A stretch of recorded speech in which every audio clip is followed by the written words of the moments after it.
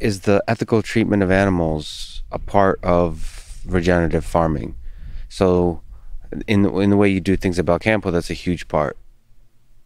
Is that necessarily part of the life cycle? So like the things that you're trying to measure is like the way like not damaging the land too much, make sure that the land is constantly healthy and is producing, and then the grazing process, and also the carbon piece, the fact that it's like carbon neutral or something like that. I mean, are all of those pieces of the regenerative farming, or is this an extra part to your vision that you're thinking about? It's all implicit in regenerative. Yeah. I call it out separately because we are certified humane, right? Which is another layer of welfare that has to do with density and a couple other things.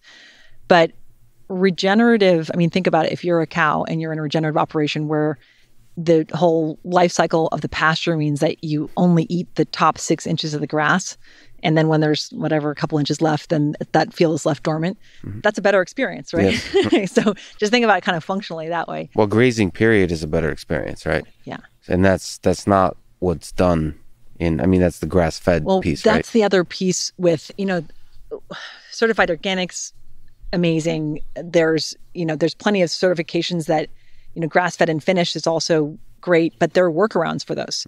You can have certified organic feedlots. You can have grass-fed and finished, which is animal-fed a grass seed pellet.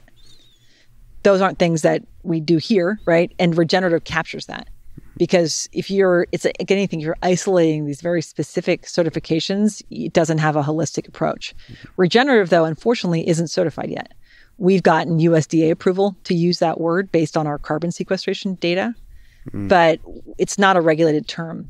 So that's kind of the mix right now, is to figure out how to document it. And it's not totally clear what it means, like for pigs and chickens, which are omnivores. It's very clear for ruminants, which are animals that have a rumen that eat grass. For omnivores, which is like what we are, they eat primarily grain in farming operations, and that's a little bit more complex. So it's kind of a moving landscape, but regenerative as a word is the better definition of the whole life cycle approach of letting animals and nature work together.